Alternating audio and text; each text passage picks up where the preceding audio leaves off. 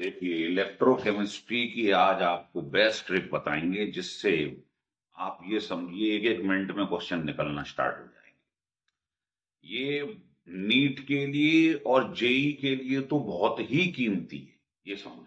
12th में तो question बनते ही हैं इसके, लेकिन कंपटीशन में भी बहुत सवाल बने हैं आज तक। तो पहले मैं आपको फार्मूला बताऊंगा, फिर प्रीवियस ईयर में आए हुए कुछ क्वेश्चन बताऊंगा, जिससे आइडिया हो जाएगा कि इनका महत्व कितना है। ठीक है ना? देखिए, तो ट्रिक नंबर 1 लेके चल रहे हैं। तो सबसे पहले मुझे एक तो नस की इक्वेशन मालूम है। इसमें आपको मालूम ही है, ये वाला एन साइलेंट है, इसको नरनस्ट नहीं, नस की इक्वेशन कहते हैं। और ये इक्वेशन ये होती है,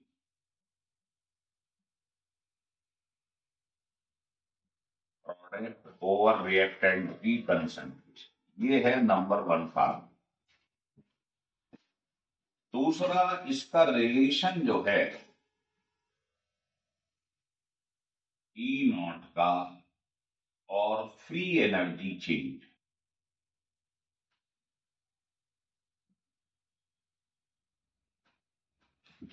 जिसको हम डेल ई नॉट कहते हैं। हमें फार्मूलों पे ध्यान रखना है, इसलिए हमको ये रिलेशन आनी चाहिए। दूसरा ये फार्मूला है। तीसरा ये है कि relation between del E naught and K c क्या होगा, जिसको हम इक्विलिब्रियम कांस्टेंट कहते हैं। पहले तो सारे फार्मूले एक जगह इकट्ठे करने।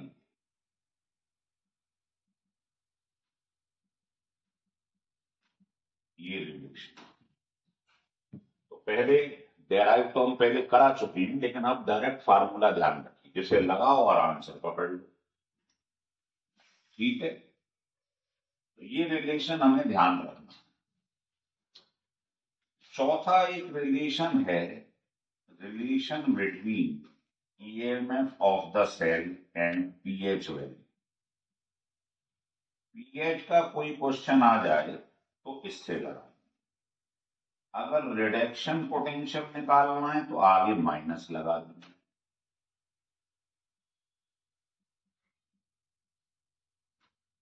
और अगर ऑक्सीडेशन पोटेंशियल निकालना है तो प्लस लगा।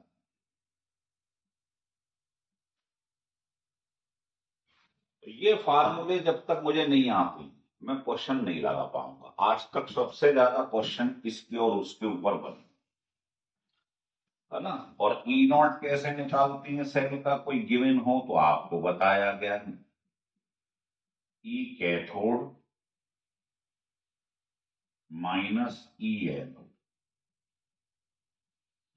कैथोड कौन होता है? जो लेस रिएक्टिव होता है, जो टेबल में नीचे आता है। और एनोड मोर रिएक्टिव होता है, जो टेबल में ऊपर दिखाई देगा इलेक्ट्रोकेमिकल सी। इससे आपको नेट ई मालूम पड़ जाएगा, उसको आप यहां रख देना, तो आपके पास फ्री एनर्जी चेंज निकल। तो इन पर बेस्ड क्वेश्चन कराएंगे, ये ट्रिक नंबर 1 लिख लीजिए।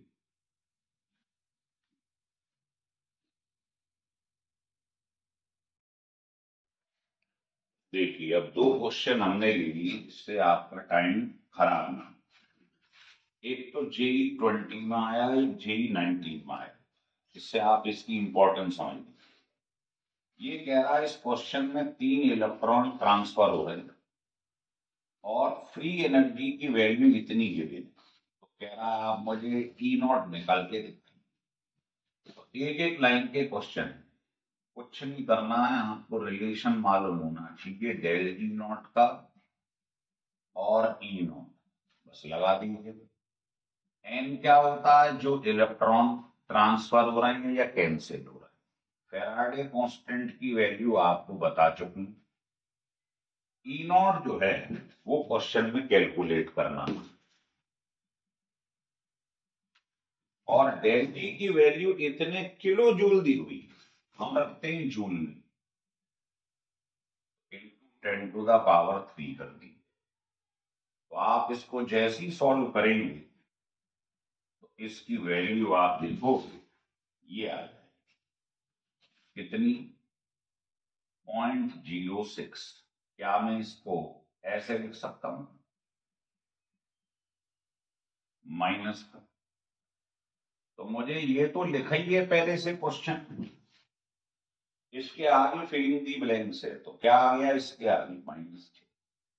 तो ये आपका आंसर हो गया क्लियर। ये 2020 में पूछा।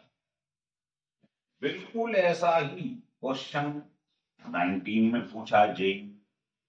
इसमें डेल जी नॉट आपको क्वेश्चन का कैलकुलेट करना है ना, किलो जूल में, और आपको ई नॉट दे दिया। अब आप कहोगे मैं एन कहां से लाऊंगा? एन मालूम पड़ता है रिएक्शन अगर गिवन हो।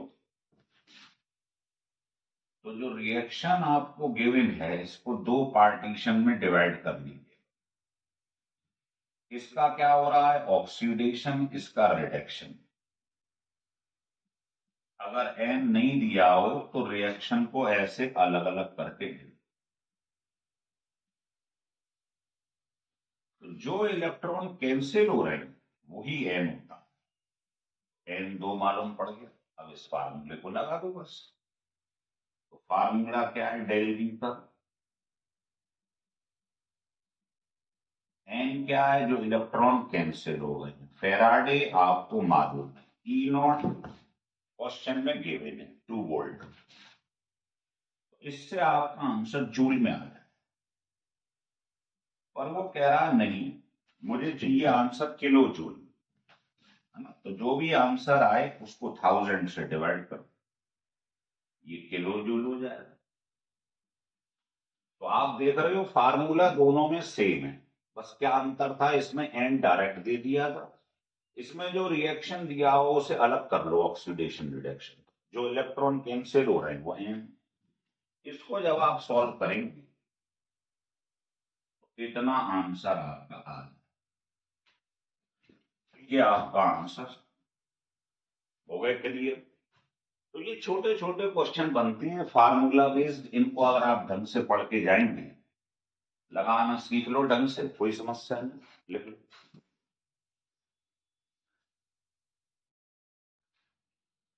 देखिए अब हम आपको दो क्वेश्चन और बता रहे हैं, ये नीट में आए, इसलिए बता रहे हैं कि आपके मन में ये ना आ जाए कि आप केवल जेई के क्वेश्चन बता रहे हैं, क्योंकि हमने जो बेस्ट ट्रिक बनाई है वो नीट में, जेई में, बोर्ड में, सब में एप्लीकेबल है।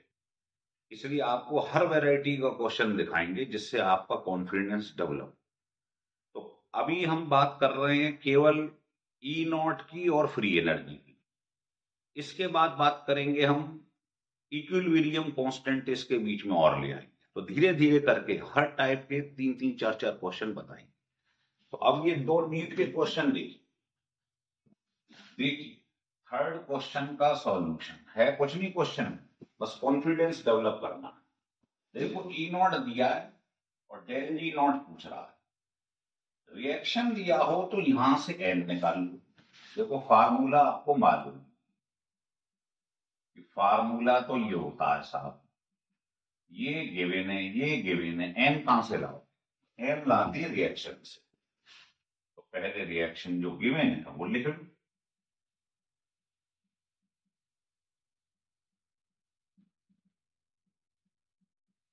ये रिएक्शन लिख लिया हो आप, इसको स्प्लिट कर दो, है ना। इसमें और इसमें स्प्लिट कर दो। इसका क्या हो रहा है? 3 से 2 कम हो रहा है, ऑक्सीडेशन नंबर मतलब रिडक्शन। इस इक्वेशन को ऐसे लिख लो। तो देखो यहां 6 प्लस, यहां 4 प्लस, तो यहां 2 प्लस जा रहा है, 2 इलेक्ट्रॉन लिख दो। इस पे आ गए 2 माइनस, इधर कुछ नहीं है, 2 माइनस मतलब 2 इलेक्ट्रॉन लिख दो, हो गया बैलेंस। 2 minus 2 minus. तो इसको लिखने के बाद ये देख लिया करो कैंसिल कितने इलेक्ट्रॉन हो रहे हैं, 2 2। तो एन की वैल्यू 2 होगी, बस हमें इससे मतलब है। अब एन मालूम पड़ गया, वैल्यू रख दो, आंसर। एन कितना? ये फेराडे कांस्टेंट गिवन होता, नहीं तो याद रख लो। और ई कितना दिया हुआ है क्वेश्चन में? 0.24 वोल्ट। इसको जैसे ही सॉल्व करोगे ये पहला आंसर है। ये आंसर जो हम निकाल रहे हैं ये जूल में, पर वो कह रहा नहीं किलो जूल में निकालो। आप जो भी आंसर आए उसको इससे डिवाइड कर दो, किलो जूल आ जाए। तो कैंसिल करने के बाद ये आंसर ये आंसर हो गया। कुछ नहीं है, फार्मूला वही लग रहा सब में, केवल एन तब निकालोगे अगर कोई रिएक्शन दिया है तो उसका ऑक्सीडेशन और रिडक्शन की इक्वेशन अलग कर लो, जो इलेक्ट्रॉन कैंसिल हो वही है। बिल्कुल मिलता जुलता सवाल यही है, देख सकते हो आप सॉल्यूशन 4, यही फार्मूला लगना है। क्यों? ई नॉट दिया है, डेल ई नॉट निकालना, लेकिन इसमें आपको इक्वेशन लिखनी आनी चाहिए। वो कह रहा है एक ही आयन का कॉपर मेटल के संग रिडक्शन हो गया, तो ये लिखना आना चाहिए।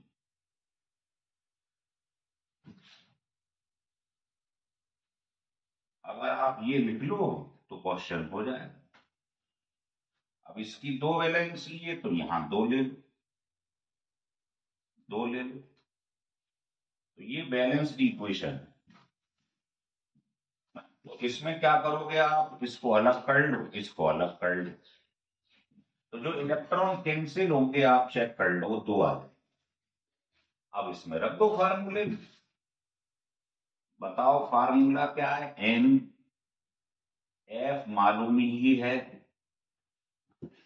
ई नॉट गिवन है 0.46, ये जूल में आंसर आया, पर आंसर निकालना है किलो जूल में, 1000 से डिवाइड, तो आंसर आपका किलो जूल में आता है।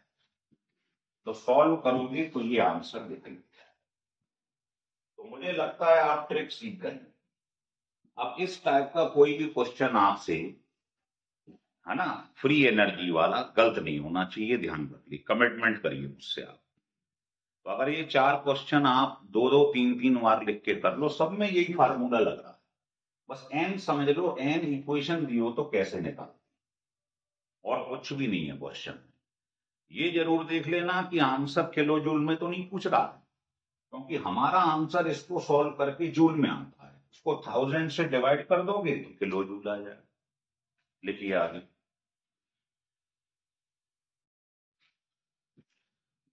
अब ये क्वेश्चन देखिए आप, ये जेई 2020 में पूछा है, लिख लीजिए। इस क्वेश्चन में क्या है, ये गिवन है। अब थोड़ा यहां से ट्रिक थोड़ी बदल जाएगी, क्यों? अभी तक हम डेल जी के रिलेशन लिख रहे हैं, अब हम जो रिलेशन लिखने जा रहे हैं वो इक्विलिब्रियम कांस्टेंट है। ई नॉट के संग इसका रिलेशन ये होता है, सी इक्विलिब्रियम कांस्टेंट है और ई नॉट आप जानते हैं। अब ई नॉट कैसे निकालते हैं ये आपको मालूम, ई नॉट सेल का निकालना हो तो E cathode minus E N, cathode किसका, जिसका रिडक्शन हो रहा है, जो राइट हैंड साइड में लिखा, एनोड किसका, जिसका ऑक्सीडेशन हो रहा है, जो लेफ्ट हैंड साइड पे लिखा। अब देखो ये सेल लिखा है, ये राइट हैंड साइड में, तो ये कैथोड है, इसकी वैल्यू ये रही, तो यहां रख दीजिएगा इसकी वैल्यू। एनोड कौन है, जो एलएचएस में, उसकी वैल्यू ये गिवन है, तो ये माइनस माइनस प्लस हो जाएगा, तो ये वैल्यू क्या आ जाएगी देख लीजिए,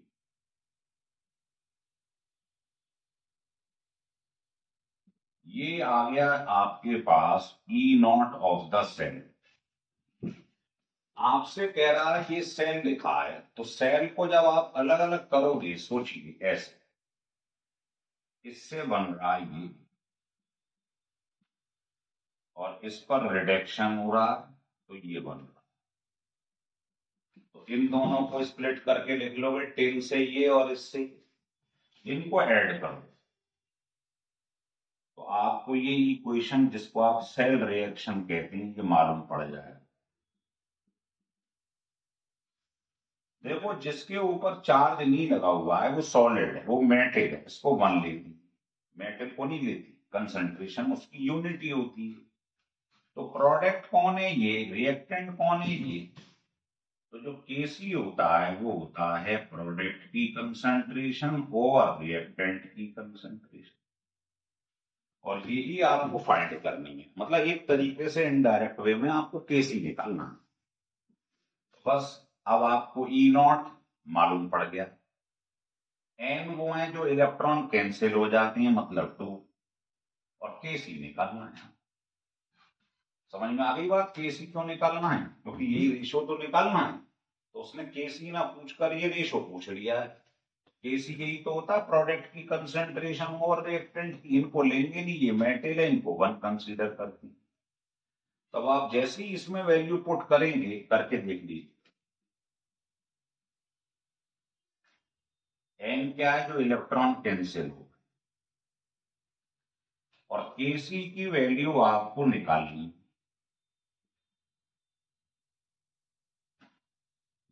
इसको जब आप सॉल्व करेंगे तो आप देखोगे आपका आंसर 2.15,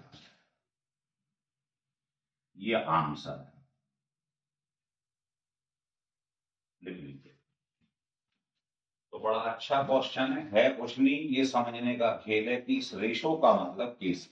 बस ई नॉट कैसे निकालते हैं, अगर अलग अलग दिया हो, ये फार्मूला आपको बता रखा है। कैथोड वो है जो राइट हैंड साइड में, उसका रिडक्शन होता है। एनोड उसे लेंगे जो लेफ्ट हैंड साइड में, जिसका ऑक्सीडेशन है। दोनों की वैल्यू गिवन है, ये रही और ये, दोनों को पुट करो, ई नॉट आ जाएगा, रख दो।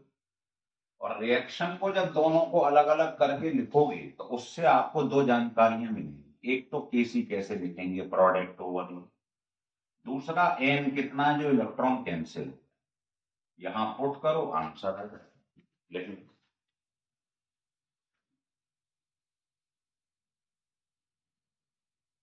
हो गया क्लियर। चलिए अब इसी से मिलता जुलता क्वेश्चन ये भी, ये वाला 6th क्वेश्चन।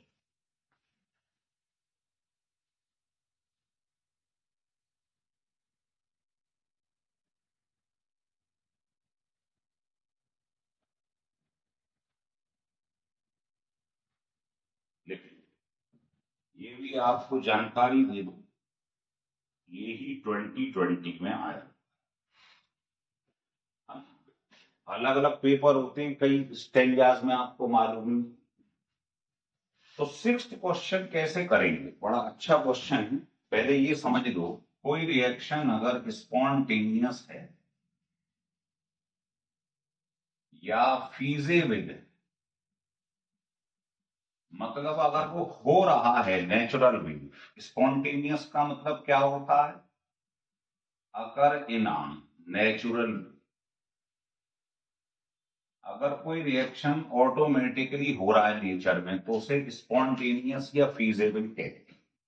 तो उसकी कंडीशन क्या होती है वो लिख देता हूं, डेल जी 0 से कम होना चाहिए या negative, E naught of the cell positive होना चाहिए, है ना, चेंज इन एंट्रोपी पॉजिटिव होनी चाहिए,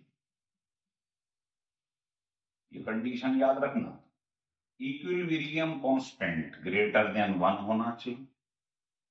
लेकिन तो ये सब कंडीशन होती हैं स्पॉन्टेनियस रिएक्शन। और एक और लिखूं, जो हीट है वो लेस देन 0 या नेगेटिव, मतलब एक्सोथर्मिक। ये बहुत ही इंपॉर्टेंट चीज लग रहा हूं, इस पर कंडीशन पूछी गई है कई बार। तो स्पॉन्टेनियस की इनमें से कोई भी कंडीशन आप लगा सकते हैं। तो इसी में ये इन्होंने ये हमारे काम किए शुरू में देख, आपको हमसे कह रहा है ये रिएक्शन गिवन, इसका डेल जी फ्री एनर्जी चेंज नेगेटिव होना चाहिए। डेल जी नेगेटिव का मतलब क्या है, जो ईएमएफ है सेल का वो पॉजिटिव होना चाहिए, बस। तो बताओ ई का डेल जी से क्या रिलेशन होता है, आपको मालूम है, और केसी से भी मालूम है। आप क्या करेंगे, सबसे पहले ई का फार्मूला लिखें।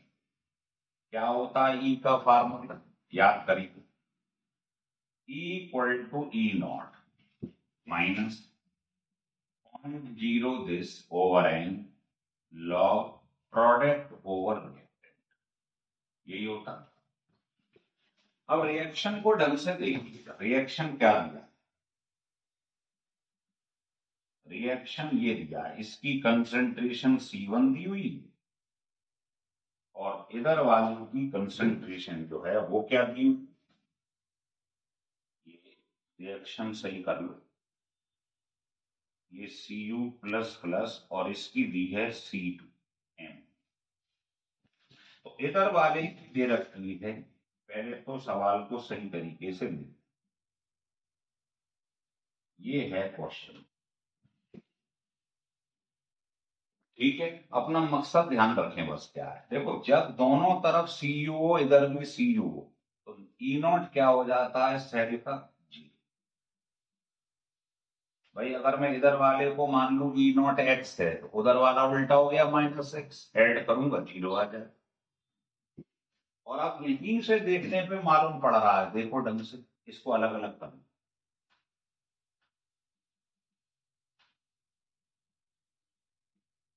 इनको अलग अलग कर लो। अलग अलग करने से क्या फायदा होता है, अलग अलग करने से ये फायदा होता है कि आपको एक तो n मालूम पड़ जाता है, जो इलेक्ट्रॉन कैंसिल हो गए वो हमारे पास n आ गए, N2 हो गए। अगर इधर भी Cu चेंज हो रहा है, ऑक्सीडेशन रिडक्शन सेम मेटल का हो रहा है, तो E0 क्या होता है, तो ये रख दूंगा, ये रख दूंगा, दिमाग में ध्यान रख लो डेल डी नेगेटिव आना चाहिए, डेल डी नेगेटिव मतलब स्पॉन्टेनियस, तो ई पॉजिटिव आना चाहिए। तो इसके पॉजिटिव आने के लिए वो ये पूछ रहा है यहां क्या होगा, तो जब ऐड करूंगा तो ये तो कट गया सीन, बताओ ये आ गया 3। बहुत बेहतरीन सवाल है यार। तो इसमें प्रोडक्ट क्या हो गया C1, रिएक्टेंट हो गया C2, तो यहां उठा के रख दो, प्रोडक्ट की जगह क्या रखोगे बोल, प्रोडक्ट है C1, रिएक्टेंट है C2, एन इलेक्ट्रॉन कैंसिल हो गए हैं 2, E0 कितना है 0, ये सब पुट कर दो। अब ये सोचो ये पॉजिटिव कब आ सकता है, ये पॉजिटिव कब आया, यहां तो नेगेटिव लगा, अगर C1 बड़ा हो जाता C2 से तो लॉग पॉजिटिव हो जाता, लेकिन आंसर नेगेटिव में आता। इसका मतलब ये है C2 को बड़ा होना पड़ेगा C1 से, जिससे ये नेगेटिव हो जाएगा, और नेगेटिव ऑलरेडी तभी तो पॉजिटिव आएगा, इसका मतलब C2 C1 से ग्रेटर, ये आपका आंसर। अब इन चारों ऑप्शन में चेक कर लो किसमें C2 C1 से ग्रेटर है, तो एक ही आंसर दिखाई दे, बाकी सब में देख लो इसमें ये इक्वल है, इसमें C1 बड़ा है, इसमें भी C1 बड़ा है, इसे उधर ले जाओ, केवल एक ही ऑप्शन है जिसमें C2 C1 से बड़ा है। तो ये क्वेश्चन बहुत ही बेहतरीन है, क्योंकि ये क्वेश्चन एक नहीं, एक और क्वेश्चन अपने संग में ले गया है, वो वाला स्पॉन्टेनियस वाली कंडीशन जो लिखी, वो भी क्वेश्चन आया, मैं आपको बताऊं, लिख लीजिए।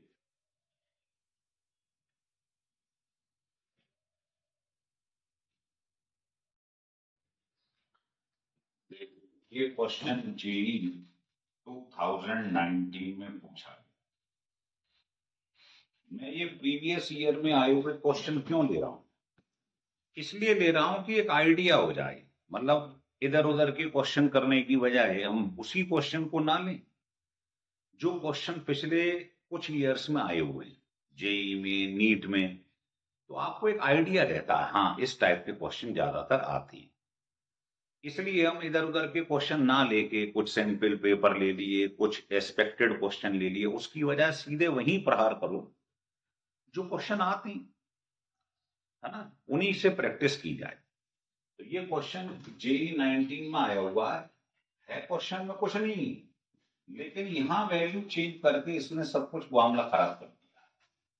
तो देखो इसको ढंग से समझो और सॉल्यूशन साथ में क्वेश्चन, अगर हम ओरिजिनल इक्वेशन पे जाएं तो ओरिजिनल इक्वेशन क्या है सोचिए, ये नस्ट इक्वेशन की ओरिजिनल इक्वेशन है जो हमें याद है,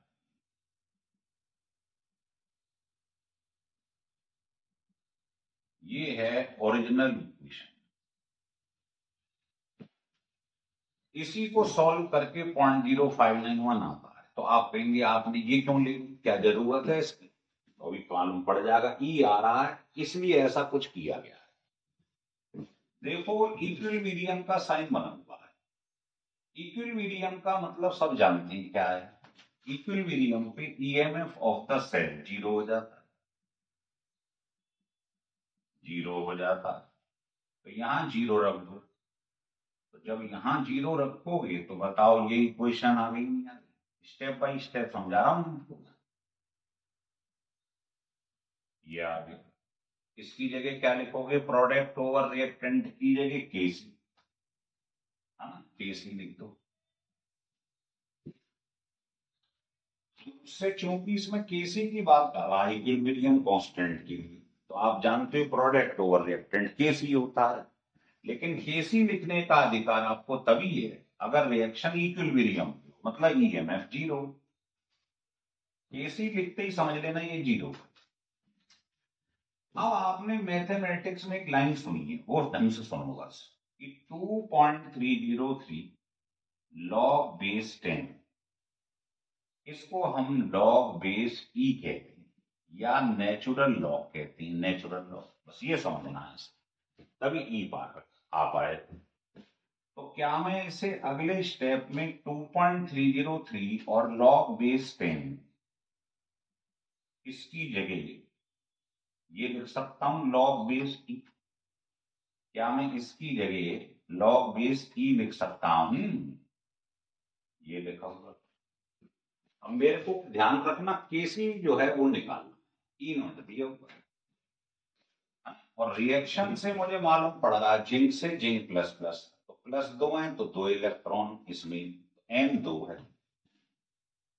बाकी सबकी वैल्यू मुझे मालूम। तो अब ध्यान रख लो, इसको इधर ले जाओ, स्टेप बाई स्टेप समझ, ये आ जाएगा। मुझे निकालना है केसी। तो लॉग की दूसरी प्रॉपर्टी आपने पढ़ी हो कि अगर x to the power y z है और मैं चाहता हूं x को उधर ले जाऊं, तो वो लॉग का बेस बन जाता है। ये लॉग की दूसरी प्रॉपर्टी। तो मैं क्या है कि लॉग बेस ई, जो लॉग बेस x है, अगर मैं उधर ले जाऊं तो वो x जो है उसकी पावर y हो जाएगा, लॉग बेस x को। तो यहां लॉग बेस x है से उधर ले जाओ, तो बताओ ये हो जाएगा कि नहीं हो जाएगा?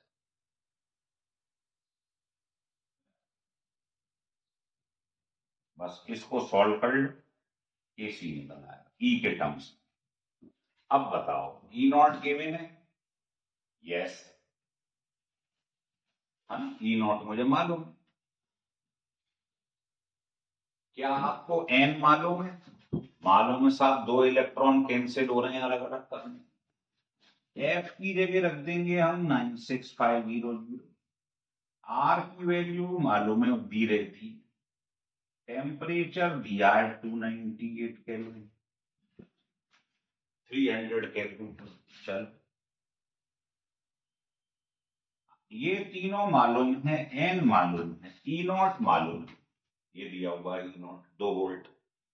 तो जैसे ही इस वैल्यू को सॉल्व करोगे आप तो केसी की वैल्यू ये आ रही, कौन सी?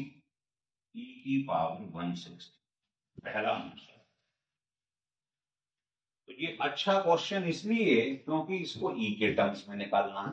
ई के टर्म्स में कब आएगा? जब यहां पर लॉग बेस किया है। तो यहां से चल के यहां तक ये है मेन स्टेप। तो इसको ढंग से, ट्रिकी क्वेश्चन है ये, और कुछ नहीं।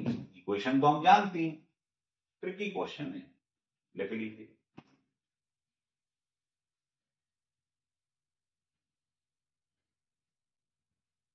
लिख लीजिए, चलो।